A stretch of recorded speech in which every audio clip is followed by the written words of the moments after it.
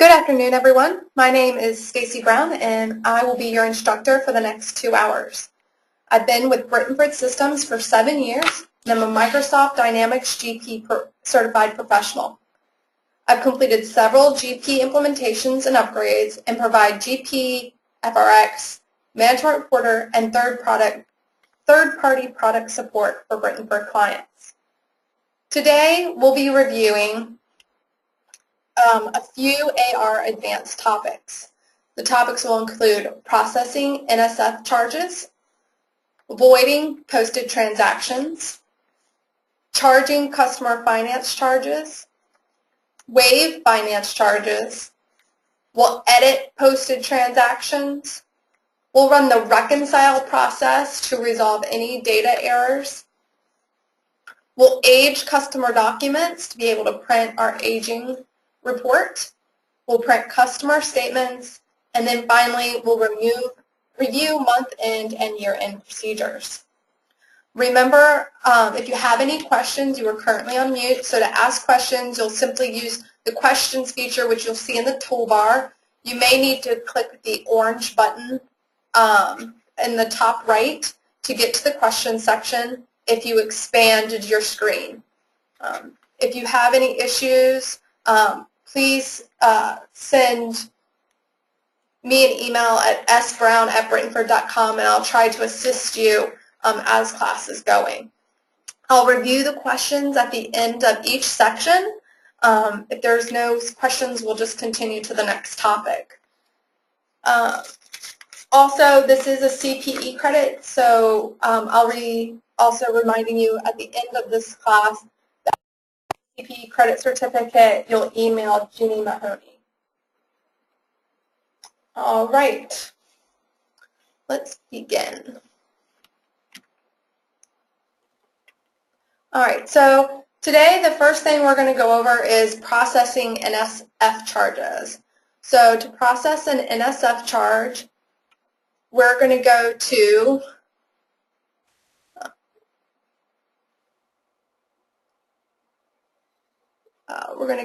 transactions here. Where did it go? Oh, hold on. Sorry. Being a little delayed here. Transactions part.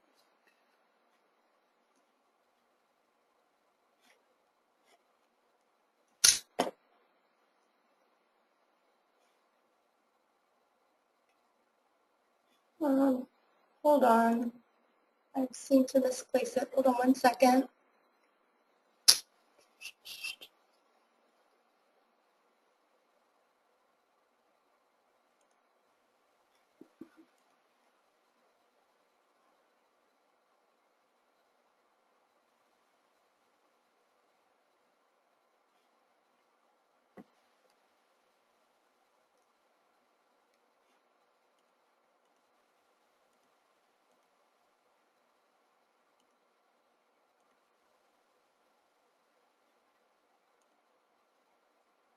Here we go.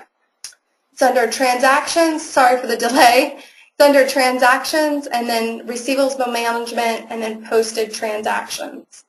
Here you'll need to identify the customer ID. So I'm going to go with Aaron Fitz.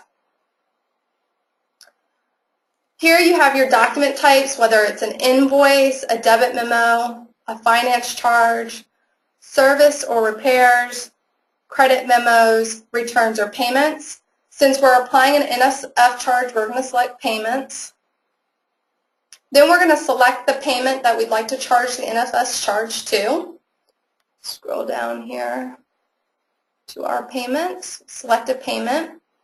You can see here on the bottom left that document date and check number, if there is a check number, will default for you. You have, if you're going to void the document, you have a void date and a posting date. Remember that you can only apply an NSF charge to checks that are in the open file. So we'll discuss what's open and what's historical. Anything that's open is anything that's been posted in the sales module, and any documents that the paid transaction removal process hasn't been run on. Now, the paid transaction removal process sounds a little scary, but it's really just removing or moving your document, from the open tables to the historical tables in GPAR. You have your posting date, which would be if you're voiding the document, and then the due date. So to process the NSF, we just click on NSF on the bottom here.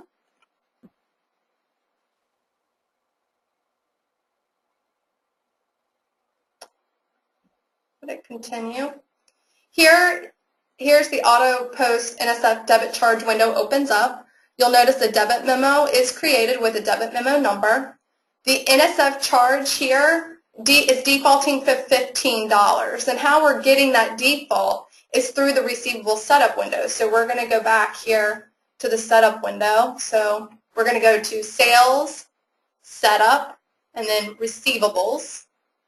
You can also get there by going to GP, Tools, Setup, Sales, Receivables.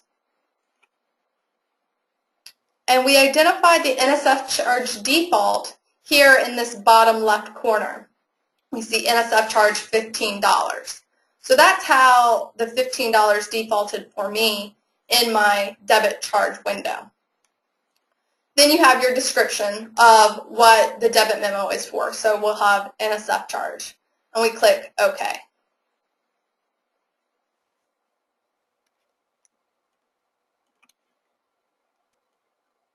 And then we can close the window. You'll notice that it says the void transaction posting journal. We'll click that, click OK, and we'll review these posting journals.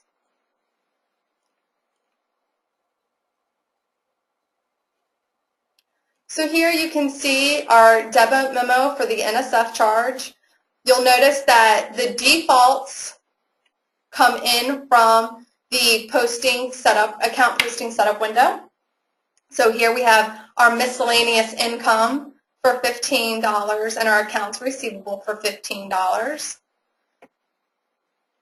This is the original transaction here, the payment for $320.74. That's being reversed because obviously the check was no good. Then we have our GL breakdown account register. Once again, it's just telling us what documents are hitting what accounts. Here we have our distribution breakdown registry and summary.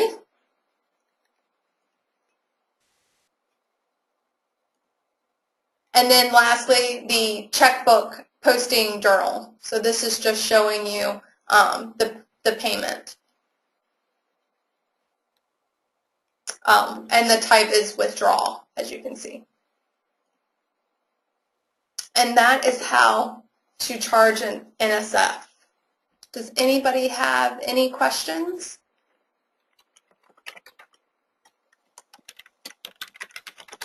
No? All right, let's go through the lab then.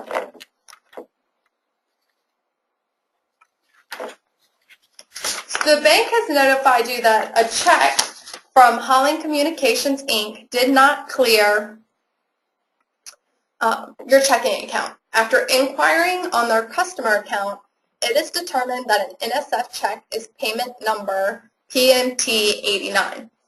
Fabricam's policy is to charge customers an NSF fee of $15. If their checks do not clear the bank, make a note on the transaction that the credit manager needs to speak to the customer's contact to discuss the problems to ensure it does not happen again. So the first thing we're going to do here, I'm going to make this a little bit smaller on the side so we can see it. We're going to go back to Sales. I usually use the navigation, by the way, at the bottom here.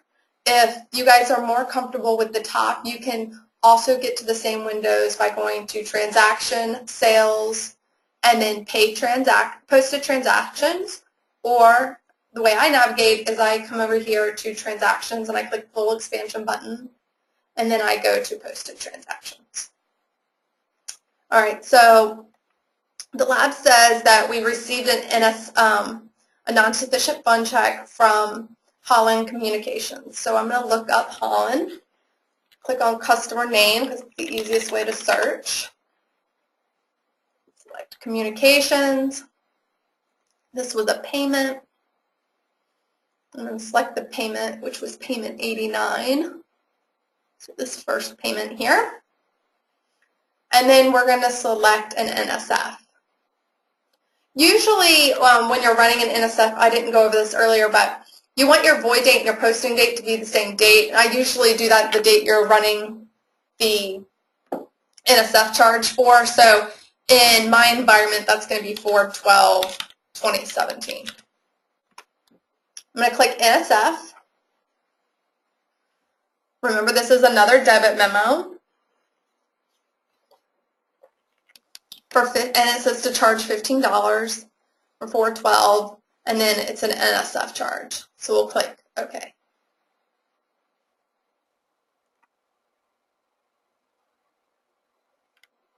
And then we'll close the window. And then we can see all of our posting journals again. I'm not going to review all of them. But again, here is our Receivables NSF posting journal. So it's showing us the debit memo and then the reversal for the payment, the cash receipt that we received from the customer. And then here's our breakdown registry of what documents are hitting what accounts. And then lastly, we want to put a note on the customer card. So we'll go to Sales. We'll go to Cards over here. We'll do the expansion, and we'll go to Customer. Or you can just go to Cards, Sales, Customer. We can pull up Holland. So I'm going to click on my customer name title here so that I can search a little bit faster.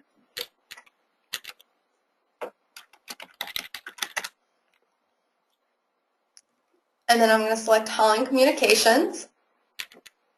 And then I can simply add a note with the yellow icon that has a folded, looks like a piece of paper with a folded corner. I can say cash receipt. We'll just say payment received from customer did not clear bank. And then we can attach that to the customer. And then click Save. Any questions about NSF charges?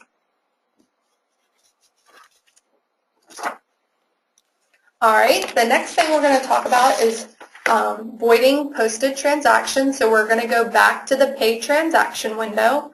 So again, I'm in the Sales window here. I'm going to expand Transactions.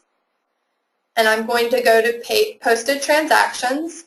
Again, you can also get there by going to Transactions, Sales, Posted Transactions. Here we select a customer. Again, I'm going to select Aaron Fitz. And then we can select an invoice. You can void any transaction that has been posted, has not had the paid transaction removal process run on the transaction, so we haven't moved it to history, and there's nothing applied to the invoice if you're voiding an invoice. If you have a payment that's applied to an invoice, you need to void the payment first and then the invoice. When you create a void, you're backing out the distributions, you're reversing any sales commissions if you track sales commissions, and you're backing out any taxes. All right, so here we want to include our void date. Remember, I like to usually use the same date that I'm voiding the document as my void date and my posting date. You know, if you're voiding a document because it was entered in error or the distribution was incorrect, you would probably backdate it to re-enter it with the correct information. But for now, I'm just going to do the void date and the posting date. And then you'll notice that because this is an invoice, the NSF charge button and the waive button are grayed out. I can't select those. So I'm going to just click on void. I'm going to say, here I'm getting a warning that this didn't originate in receivables management. Reversing the entries will be made in receivables management and the general ledger only. I'm going to click yes to this just because I know the document was created in the sales order processing module. So I'm going to click yes. Oh, I guess the document date was, let's look at the document here. So what I did to look at the document, I received an error saying that I can't void it on a date prior to the document date. So what I did was I clicked on this little number here that has the underscore, and I went and it opened up the sales transaction inquiry zoom window. All right, and so here I can see that the document date was actually 9/6/2018. So it's actually in the future. So I'm going to take this back to 09/06/2018. And let me just verify once more that's the correct date. Yep. And then I'm going to change the posting date to be the same. Now remember, your void date is the date that's going to affect your accounts receivable, and your posting date is going to be the date that affects the general ledger. Then we'll click void. We'll click yes again to this message saying that it didn't originate in receivables management. We'll click continue. And then you can see now that I'm also getting an error message that it has a payment applied to it. So you can see the kind of, the system will kind of warn you. I guess I didn't pick a good document. But you would click void, and then you can close out the windows after voiding the document, and your posting journals will print. So let's go through a lab.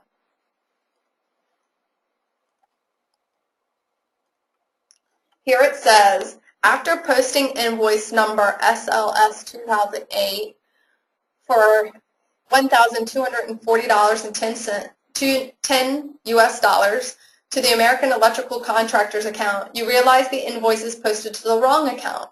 Use the void function to reverse the invoice from this account. All right, so we're going to pull up the American Electrical Contractor. We're going to select Sales 2008. We'll make this 04/12/2017. 2017. You'll notice the originating amount matches our lab for $1,240.10. Then you can see here, here's the document date. Then we click void. Once again, it's saying it didn't originate in receivables management. It originated in the sales order processing module. We click OK, continue, and then we can close the window. Here we can see our posting journals.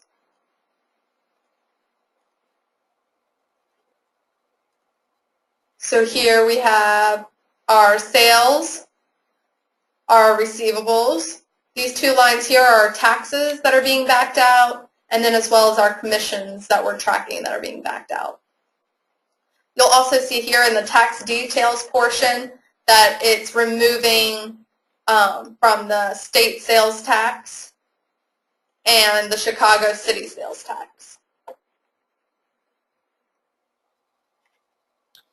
Here again is our breakdown registry, so it's just showing us each account and what documents are hitting that account. And then lastly, our distribution breakdown registry, just showing us the reversal. And since we weren't affecting a payment, you can see that the checkbook posting journal is blank. Any questions?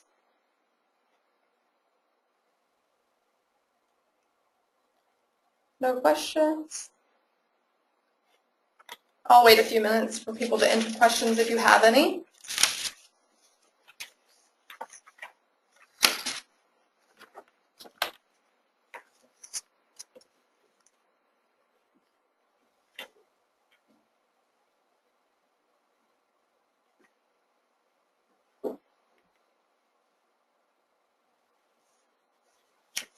All right, no questions, so we'll be moving on. The next topic we're going to discuss is creating a finance charge against a customer. The first thing I want to discuss is how the sales system is set up. So if we go to Setup and then Receivables, or again you can go GP, Tools, Setup, Sales, Receivables. And we'll look down here in this section for options. And here we have track discounts, print historical, delete unposted printed documents, and then what I really want to discuss is this compound finance charges. Now if you have this option checked in GP, what that tells the system to do is that when you run finance charges against a customer, that it's also going to apply the finance charge based on any previous finance charges. So it's going to be on top of that balance, including the finance charge. If this box is unchecked, it means that other previous finance charges will be ignored when you are creating the finance charge against a customer. So we'll click OK here. And we're going to go to Routines and then Finance Charge. Here, the top little section here tells you about the last finance charge date, so the last date you ran the process. Here we have a restriction that we can restrict by customer ID, customer name, or by customer type. So you can do, if no restriction is entered here, that will be applying the finance charges against all valid customers that need to be applied a finance charge, or we can be customer specific. I'm going to select all for now. Then we have our class ID, so we can also restrict by a specific class if we want to restrict by that. You have account types all, open item, or balance forward. Remember, your open item customers are going to be customers that you are looking for payment for specific invoices, and then your balance forward customers are, I always relate them to credit cards.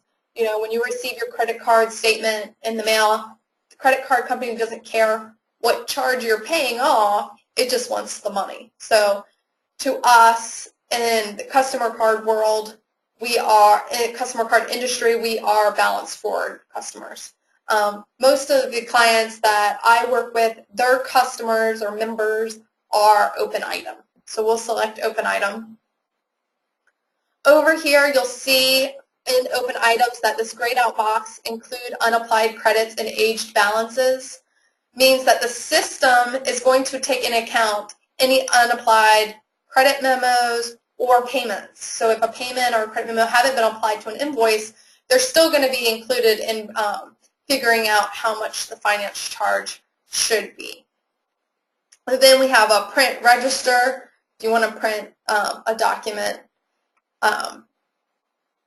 for the finance charge. Here includes balances and older, so we can choose what aging buckets we want to apply the finance charge to. It defaults to current. You know, typically people don't apply finance charges to current balances, so you'll probably want to do 31 to 60 here or 61 and 90. So I'm just going to select 31 to 60.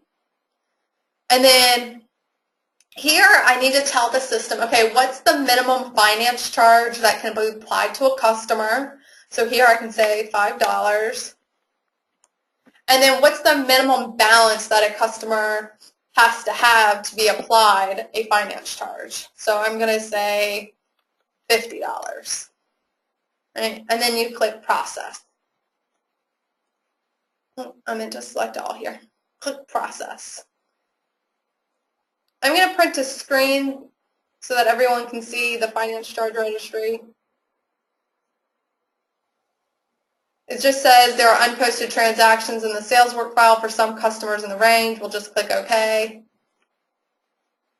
And we'll say assess finance charge.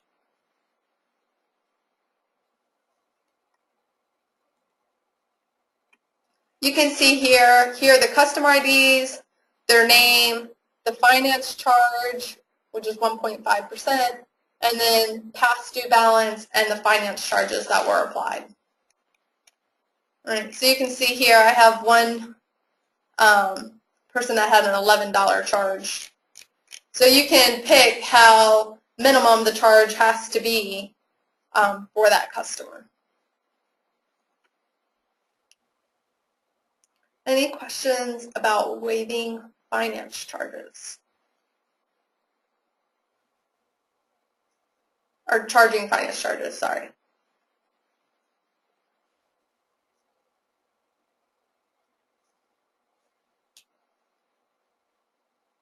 All right, no questions? My class is going pretty fast today.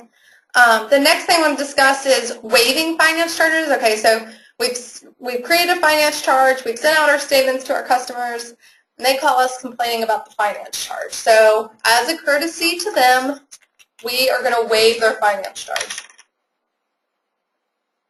To waive the finance charge, I'm going to come over here to transactions, click the expansion button, and I'm going to go to posted transactions again.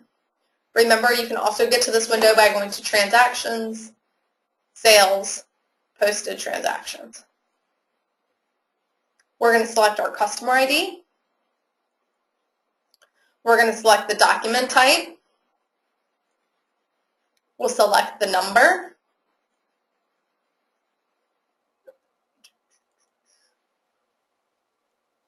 Let's see if we can find it. There it is. Finance charge. We'll put the void data is today.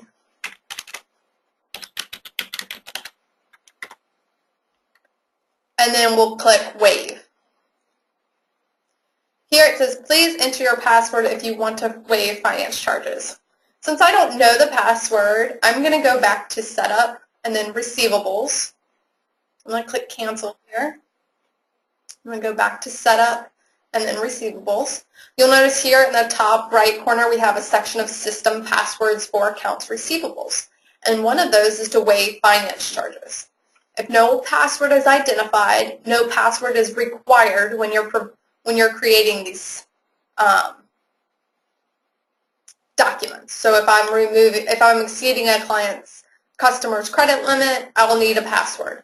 If I remove a customer hold, since I have it blank, it's not going to require me to enter a password. I have it also set up to require passwords for exceeding maximum write-offs and waiving finance charges.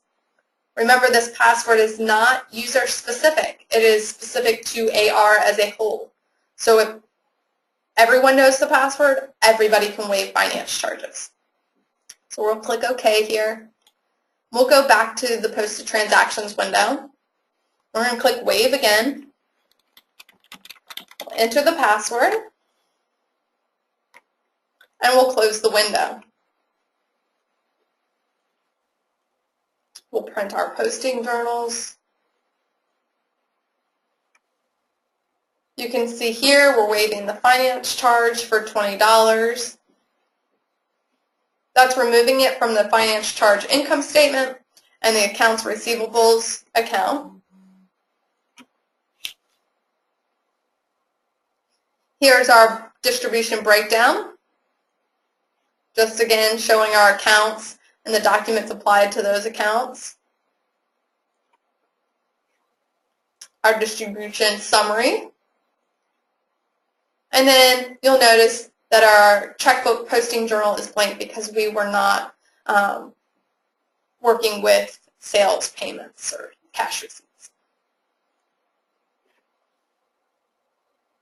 Any questions on waiving finance charges? All right, I'll give you guys a few minutes to enter any questions you have.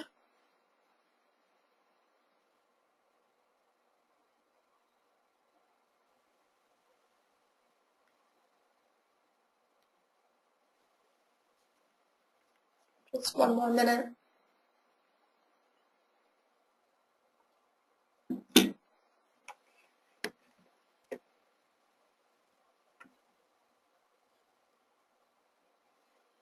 Right, no questions on waiving finance charges. So the next thing I want to go over is editing posted transactions. So we're going to stay on the transactions window and we're going to go to edit transaction information. So it's at the very bottom here, so I'll click edit transaction information. We'll select the customer that we want to edit the transaction for. We'll select the document type. So I'm going to say sales invoices. We'll select a sales document. You'll notice here that if you're using multi-currency, the currency ID displays here at the bottom of underneath the number. We have over here on the left the original amount and the document date. You have your discount date if you allow discounts. We have your due date, your PO number, so we can add PO numbers to a document, and then description. So the only 4 fields of an invoice you can edit are discount date, due date, PO number, so if your client wants you to identify PO numbers on their invoices, and then description. Please remember you cannot edit distribution information, your document date, or the currency field of a document. So we're going to click clear here. And that is editing posted transactions. Any questions?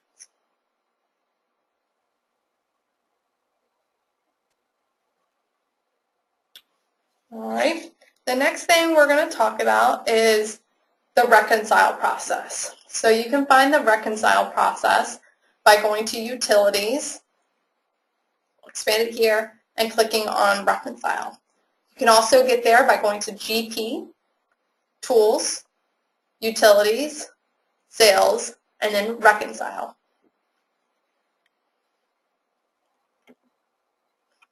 The only time you'll need to reconcile information is if you see data inconsistencies in your inquiry screens, or if you have, this usually occurs because you have a power outage, a user's computer crashes during posting, or your SQL server crashes. These are the reasons why you may, once the system is up and running again, need to run the reconcile process. This is not something you should have to run on a regular basis. All right. So the great thing about this reconcile process is we can print the report and decide not to actually run the reconcile. So we can see if any changes are being made and what those changes will be before we run the reconcile process. We can reconcile current customer information, outstanding document amounts, batch information, your fiscal year information for AR, and then your calendar year information for AR. And that is all pertained to your inquiry screen. So if we look over here at, say, our yearly summary, it is reconciling our year-to-date last year and how we're viewing that, okay?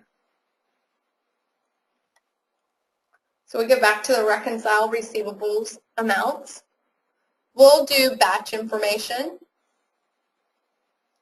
If you're doing anything for current customer information, fiscal year or calendar year, you can select by customer. That's what I typically do if I'm running the reconcile process. Usually it's because I see an inconsistency with one customer, not all customers. So I'll run the reconcile process on that specific customer. Here, if you select current customer information, you also need to say what customers, if you don't want to do all. You need to identify the reconcile date, which we're just doing as today's date for my system. And then the account types of the customers. So do you want to do all customers, open item customers, or balance forward customers? And then here you have your statement cycles. So if you want to restrict it to specific statement cycles, you can as well. If you choose outstanding document amounts, here you'll notice that all you can select is what customer, if you want to restrict by customer. Batch information, it'll run for all batches that have been created in your AR system. You have fiscal year, calendar year, those you'll be restricting by you can restrict by customer, and you can also choose what year you want to reconcile. So if it's a previous year that you see the inconsistencies, you can run those as well. And then to run the reconcile, you would click process. Now remember, I unchecked the box reconcile. So when I click process, it's going to just print the report for me.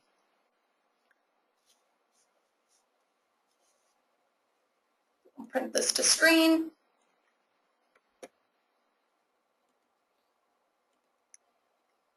And then here you can see that my reconciled amounts are not going to be any different. So you can see here it is, though, changing my aging period. So my current aging is going to stay the same, and then they're going to change my 91 and over to $20, a negative $20 instead of that. And then after the reconcile, we have that $19,082.71. So the reconcile process did help inconsistencies in my GP system. And then once I've reviewed the document, I can go back to utilities and then reconcile. And then I'll check the reconcile button and it'll actually run the reconcile process.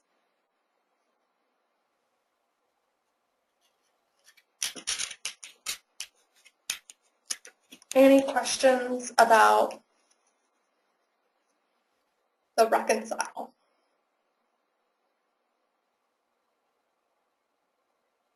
You guys are a quiet group today.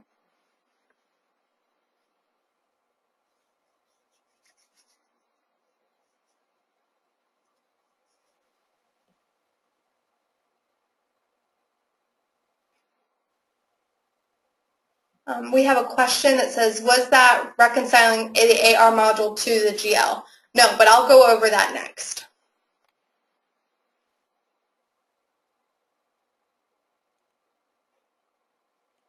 All right, so that reconcile process, which is found under utilities, is only to reconcile if you have data inconsistencies in GP. So if you look up a customer and the unapplied amount doesn't seem right or the batch information seems to be missing, that's when you'd run the reconcile process. Remember, you do not run the reconcile under utilities. You shouldn't have to run it very often. To run the reconcile AR to GL, we're going to go to routines. Oh, sorry, you're going to go to financial. You're going to go to routines and then reconcile to GL. You can also get there by going to GP, tools, routines, financial, and then reconcile to GL. So we'll click the reconcile to GL button. Here in GP 2013, it's going to look a little bit different from GP 2010 and previous versions. Here you actually have a reconciliation number to keep track of each reconciliation that you do. You'll have a reconciliation date, which I believe is also new in GP 2013. You'll have your date range of the months that you want to run the reconcile process for. So here I'm just doing 3/1/2017 to 3/31/2017. You'll need to choose the module that you're running the reconciliation process for. So payables management, receivables management, and in 2013, GP 2013, they've also added inventory and the bank reconciliation module. So we'll select receivables management. Then you're going to select all your accounts receivables accounts. Usually for my clients, they usually only have one accounts receivables account, but if you use multiple accounts receivables accounts, so when you go into sales and you create, say, an invoice, so we're going to go to transactions here at the bottom and go to transaction entry. Let's see if we can pull up one that's already existing. That's a credit. I wanted sales up here. When you click on distribution, if you have more than one AR account that you use with this receivables type, you'll want to include that in the Reconcile to GL feature. Okay, so I'm just going to select that 1200 account. So I'm going to go back to Reconcile to GL, and I'm going to select that 1200 account. If you're tracking discounts, which is an option that you set up in the Receivables setup window, you'll also want to include those counts as well. In 2013, you actually have to define an output file. So I'm going to click, what you do is you click on the this little yellow box here, and you're going to define where you're going to put the reconciliation and what you're going to name it. So here I can just put March Rec 2017 is the year I'm in for this demo image. All right, and then I'm going to click on Process.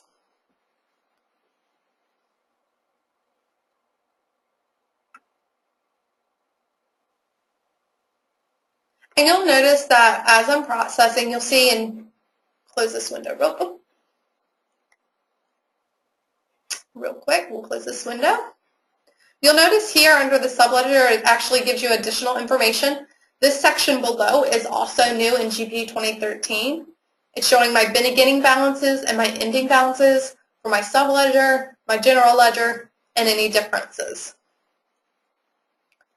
Now, this is just a starting point. It's not going to automatically reconcile your AR to your GL, all right? So we'll notice here that my AR balance from February 28th and my receivables starting in March are off, all right? So they're already off. But what you're really going to be focusing on is if you have any unmatched transactions. So you're going to have unmatched transactions if on your receivables transaction side on the left, if you've posted transaction in the AR module, but they never got posted in the general ledger. And then you'll have unmatched transactions on the right side under the general ledger transactions if you've actually hit the 1200 account in your GL. So it was say you did an originating journal entry in the GL for your 1200 account, that's going to show up as an unmatched transaction. Potentially matched transactions are usually transactions that most likely match, but the system sees a difference between the two transactions. So you'll identify those. And then this below section is just showing you all the transactions that match. So the transactions that were created in AR and the transactions that were posted in the general ledger. And then here it does a nice reconciliation at the bottom, and hopefully you would have a difference of 0.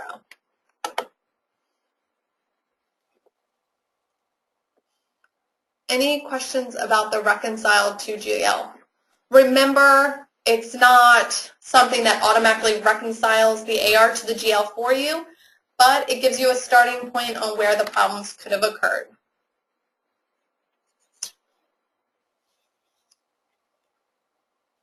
Give you guys a few minutes to ask any questions.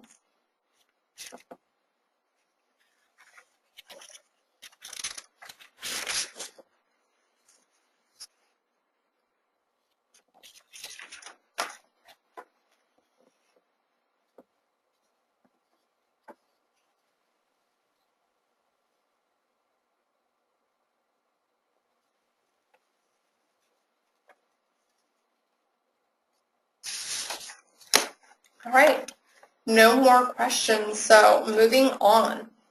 So now we're going to age customer documents. Unlike the payables module, the sales module does not automatically age your documents for you. So we're going to need to age those documents by going to Routines And then aging. Again, you can get there by going to Dynamics GP, Tools, Routines, Sales, Aging. Here you select an aging date. So today I'm just selecting today's date. You would select what account type you want to age for. I'm going to leave it at all. You can also restrict it to what statement cycle you want to age for. And then you can restrict by customer ID as well. And then lastly, do you want a detailed report, a summary report, or no report? And I'm going to go with the detailed report. And then lastly, you can choose how you order the customers. Do you want to order them by customer ID, name, type, state, city, zip code, salesperson ID, or sales territory? And then you click Process. I'm going to print that to screen. And then you can see here that they're looking at each document. All the amounts are going to be in the amount column, and then it's going to have current, 31 to 60, 61 to 90, 91 and over. Remember, your aging report buckets are going to be based on your receivable setup. All right.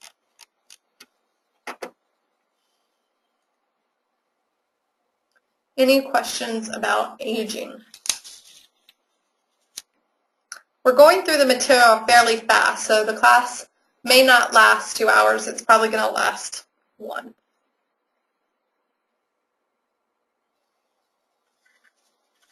Any questions?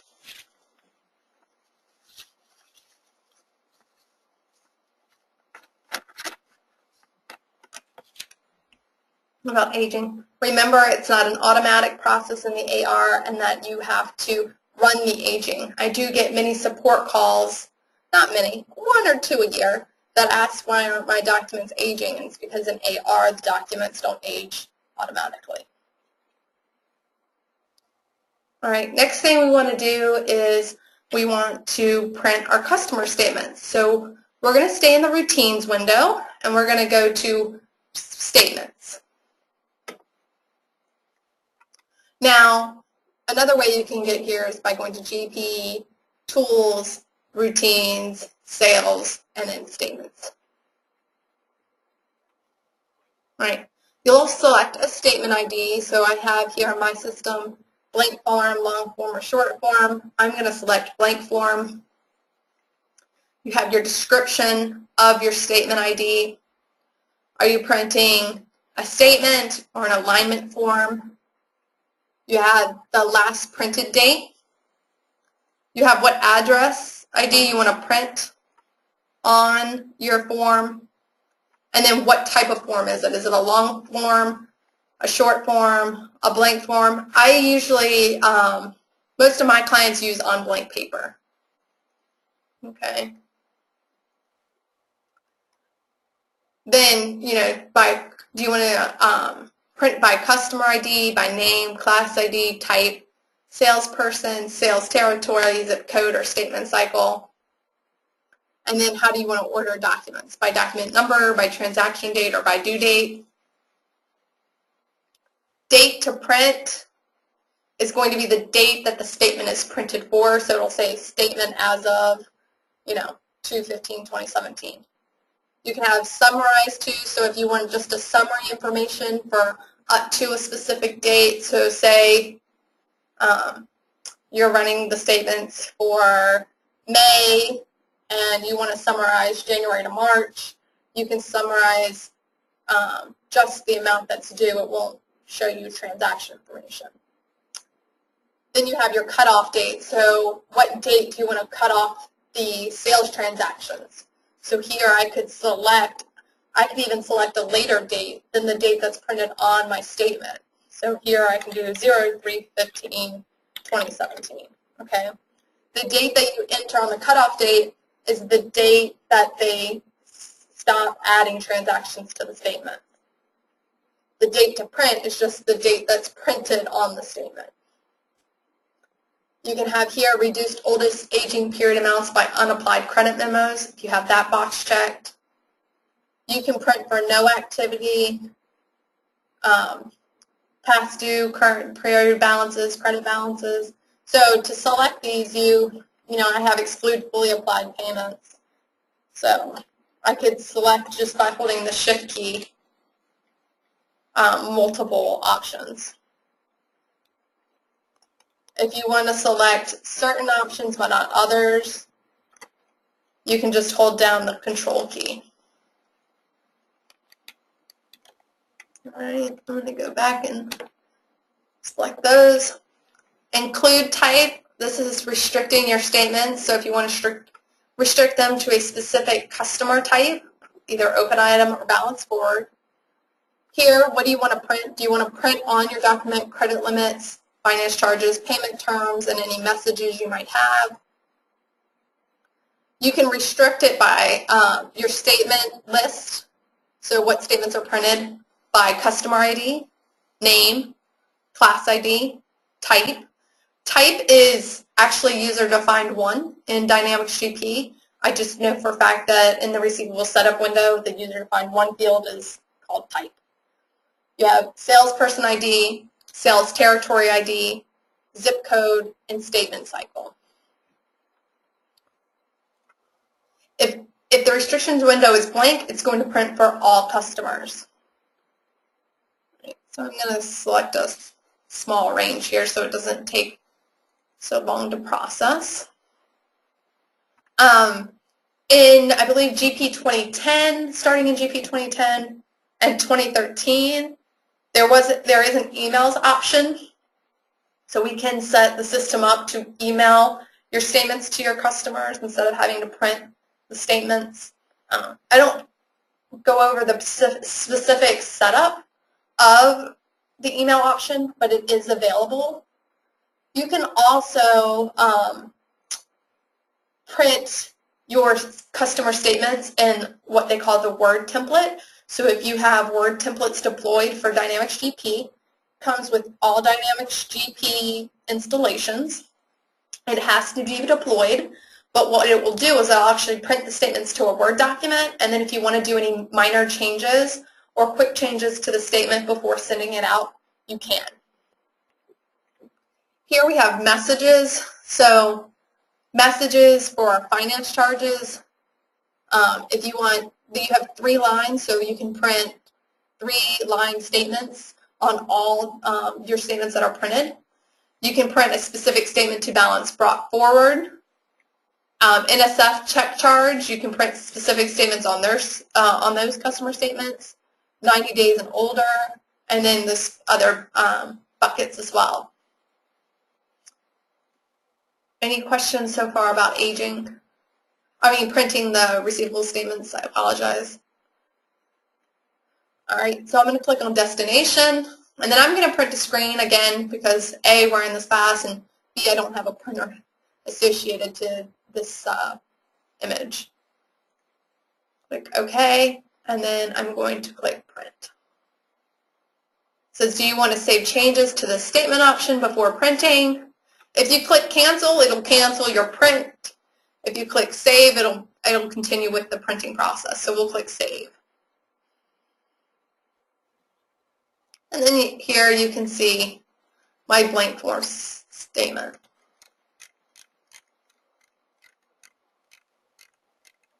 There are different ways that you can print the statement. I usually like to modify the statement so you can see what documents are applied to what invoices.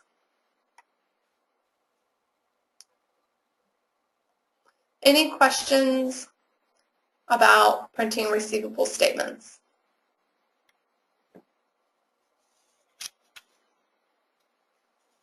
Nope. Okay, we're going to go on to month-end and year-end procedures. So I kind of wanted to review first the period-end procedures, then we'll walk through each step, and then we'll go on to year-end. So Microsoft has for open item customers, since that's typically what I see at my clients, 13 steps to the period end procedure. So the first step is to post all your transactions for the period, which makes sense. Number 2 is to make a backup. 3 is to print the unapplied documents report using the sales analysis reports window. You'll review this report to determine if any unapplied documents need to be applied using the applied receivables document. They say to run the aging process, assess any finance charges, post the finance charges batch, and then print statements using the print receivable statements window. And then step number 8, use the transfer sales commission window to group and select commissions as paid if you track sales commissions. 9 is to write off outstanding credit or debit amount balances using the write-off documents window. Remove fully paid transactions using the paid transaction removal window. Remember, that's not technically removing them from the system, but just moving them from open to historical. You'll reconcile the general ledger accounts. We'll print period end reports. This is a sales summary, sales analysis, and sales tax reports. And then finally, the 13th step is optional. We can close the fiscal periods for the sales series using the fiscal period setup window. All right, so step number 1 we'll say is already taken care of for us. We've posted all the transactions for the period. So number 2 would be to make a backup. Well, there's really 2 ways you can do that. You can either just contact your IT person, have everybody log out of GP and say, okay, now it's time to make a backup. Or you can go to GP, maintenance, and then backup. You'll probably need either power user rights or you'll need specific rights to this maintenance window to get to the backup screen. So we'll click on backup.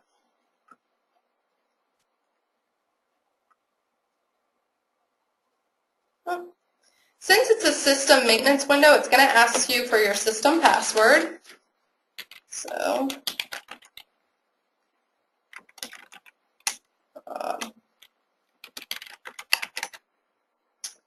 luckily for me, I remembered my system password. So here we go back to the backup window. Here you're selecting what company you're backing up. So here I only have 2 options, the Fabricam and the system database.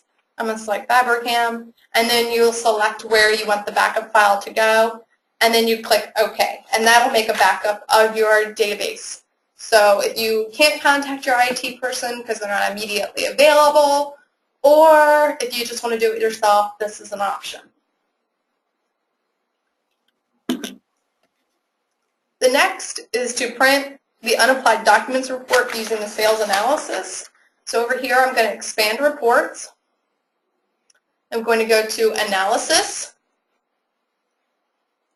I'm going to select the unapplied documents.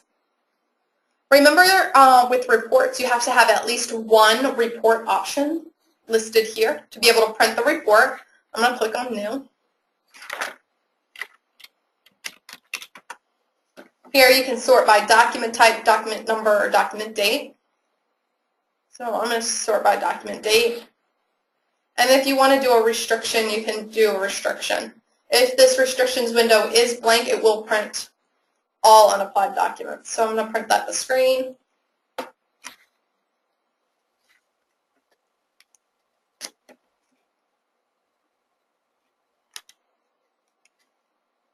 And then I'm going to click print.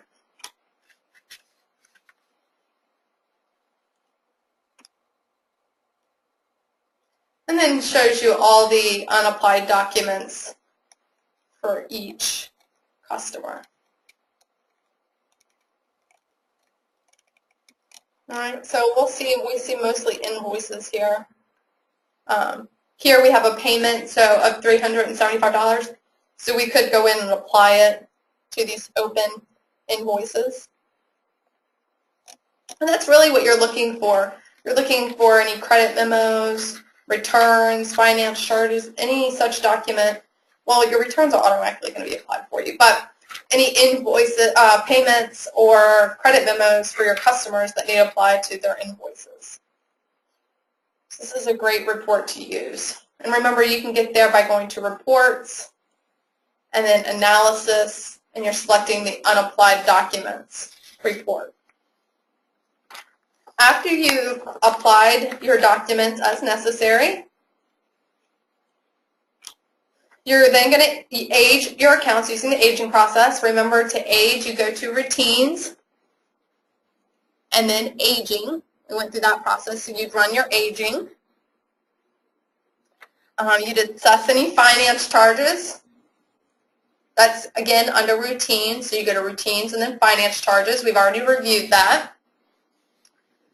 And then you'd post the finance charges. We didn't go over that, so we'll go to transactions, and then let's go to series post.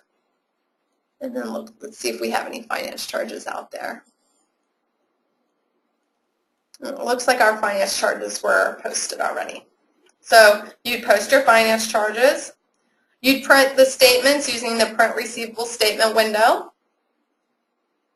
Let's go to reports. Oh, not reports, excuse me. We'll go to routines and then statements. If you get a call from your customer saying, I never received the statement, you can always click on reprint statements. You can select the customer ID.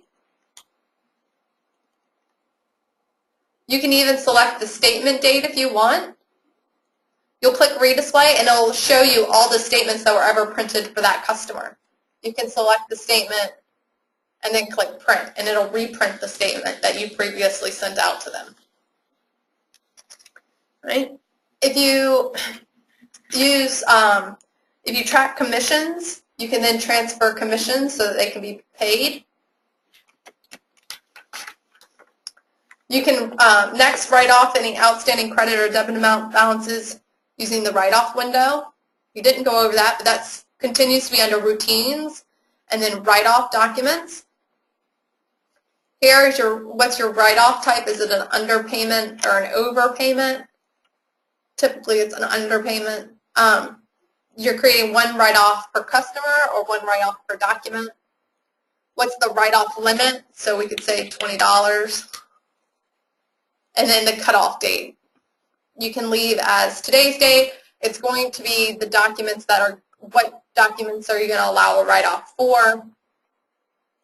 And then you can restrict by customer ID, name, class ID, or type. And if you use national accounts, so if you have a parent-child relationship between your customers, you can create the write-off from the parent or create the write-off for the child. When you're ready to do the write-off, I always say to preview the write-off first, so it'll show you the customers that are going to have a write-off, and then you can click process. And then depending on your receivable setup window, it may require a password. The next is paid transaction removal. Remember, that's not technically removing, always is not always the case. If you maintain history in accounts receivables, so if you have your customers set up to maintain history, the paid transaction removal process is only going to move the documents from open to history. All right? Remember, once a document is in history, you cannot void the transaction. If a check is moved to history, you cannot apply an NSF charge to the check. So pretty much once the document's in history, you really can't do anything with it. It's now in history. Balance forward consolidation, this checkbox here is for your balance forward customers. It just summarizes the outstanding balance for them. Usually I suggest to clients to keep that box unchecked. Here you can restrict who you're running the paid transaction removal process for by customer ID, by name, and by type.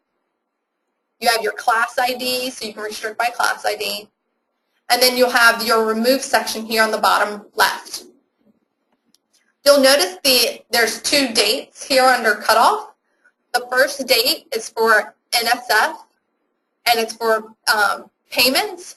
So you'll want to make the cutoff a later date. Like I would usually do 2 months behind. Okay, so if it takes a while for your bank to get back to you saying something didn't clear, you want the ability to apply an NSF charge to your payments.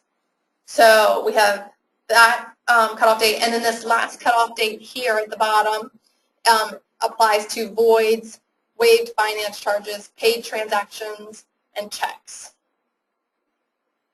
Oh, excuse me, I had it reversed. This date goes to NSF, void, waived, and paid transactions. This bottom goes to checks, right? So you want to make this like 02/01/2017. You can print your registry and then click process. I have some clients that don't remove any of their documents to history.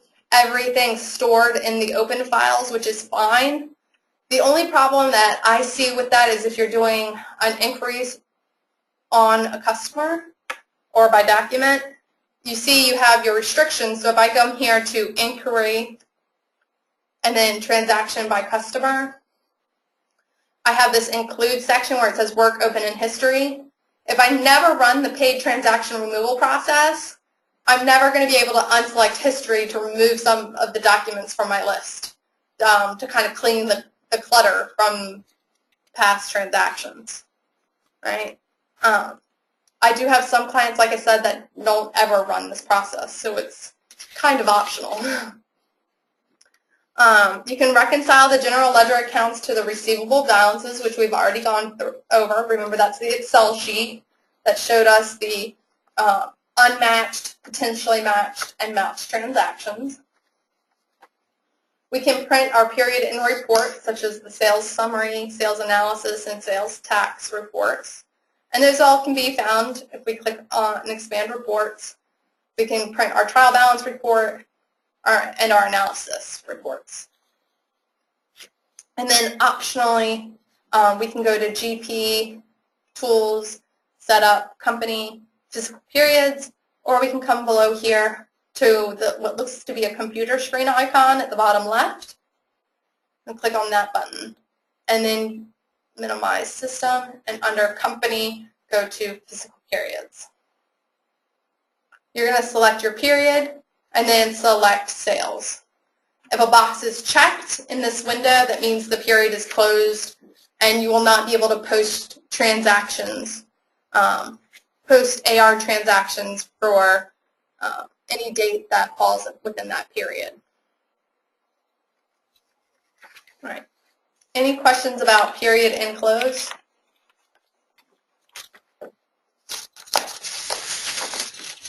Give you guys a few minutes if you have any questions. We only have one topic left, so I'll probably be ending shortly.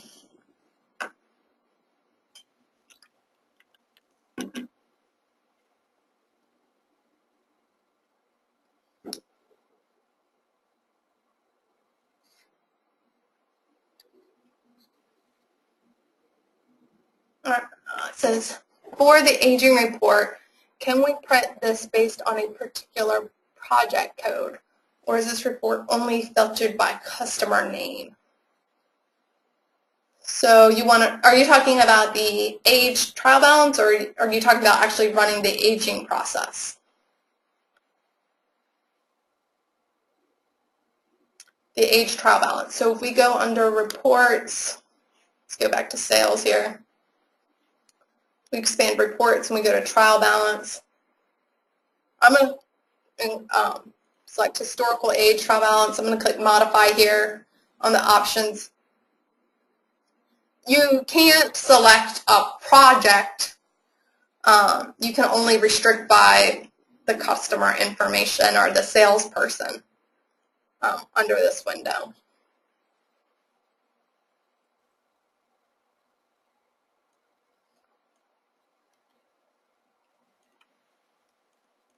All right. So the last thing we want to go over is the year-end closing checklist. So it's a 7-step process.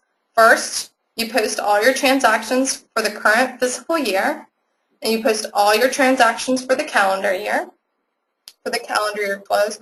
Remember, if your fiscal year and your calendar year are different, they'll be closed at different times. If they're the same, you can run one closing process. You'll make a backup of the system. Then you'll run the year-end close process for receivables. For the fiscal year close, you can choose to close the periods for the sales series. And then you'll close the sales tax if you record taxes. And then you'll make a final backup.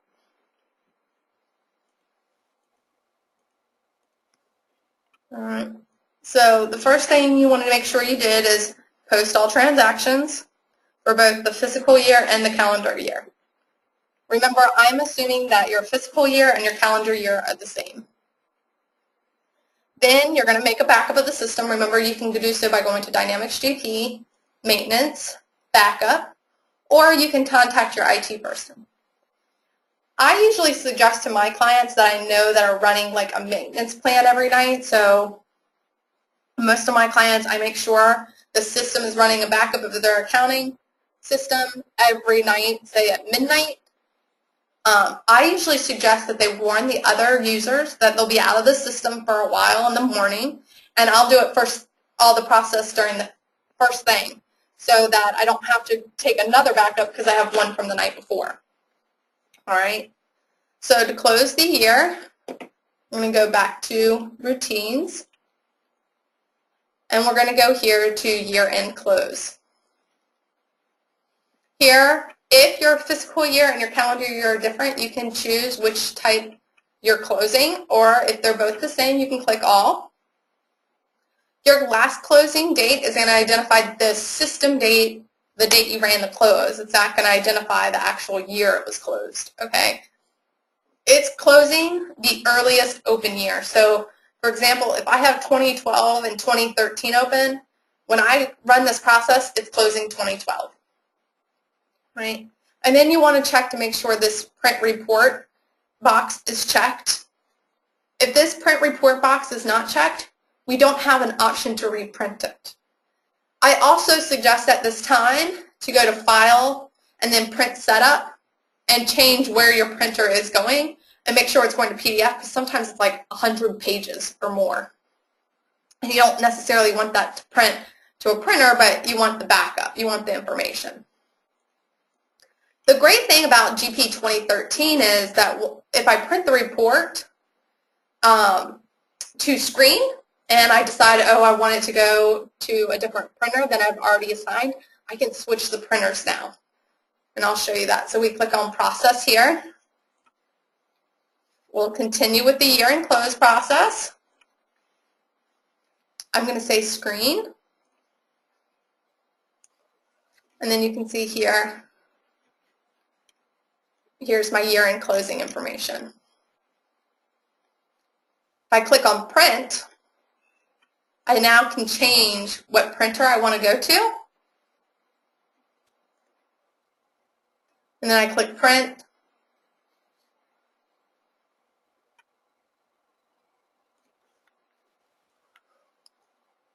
And it'll print my document. So now in GP 2013, you have the option of changing your printer after you printed the screen, which is something I love. I'm glad they made that new feature. After you close the year, you'll want to close the fiscal years so that users can't post to historical years, right? So you can see here, this popping up is where I click the print button, so I'm going to just click cancel. So I'm going to go back to GP, Tools, Routine, Setup, Company, and then Fiscal Periods. And then I'll close all of, say, 2017. All right. Most of my clients, I also recommend, just so you guys know, in this window, only having the periods that you're currently working on open. And the reason I suggest this is especially during the beginning of the year when you're still working in the previous year and the new year, to only have the months that you're working in, because I've noticed people will say, they're so used to, say, typing in 2012 or 2013 that at the very beginning of the year, say the new year's 2014, they'll type January 2013 as their document date or their GL invoice date. So if you have January 1st, 2013 closed, they'll get an error message and they won't be able to post to an historical year. We don't want them to. All right. And then lastly, you'll close the sales tax period, and that's in the GL, so you'll go to Financial. And then under Routines, you'll go, sorry, it's under, I believe, company. You'll go under routines and then the tax year end close, which is here, and close the tax year. You only have to close the tax year if you are tracking taxes. So, and then you'll run, make a final backup, and then you can have users log back in and continue their daily activities. Any questions about AR, Receivables Advanced Management, Advanced Class? I'll be on for a few more minutes. Remember, if you guys want CPE credit, please email Jeannie Mahoney at jmahoney, which is MAHO, N as in Nancy, EY @Brittenford.com. That's Jeannie Mahoney at jmahoney@Brittenford.com. All right, I'll be on again for a few more minutes if you have any questions.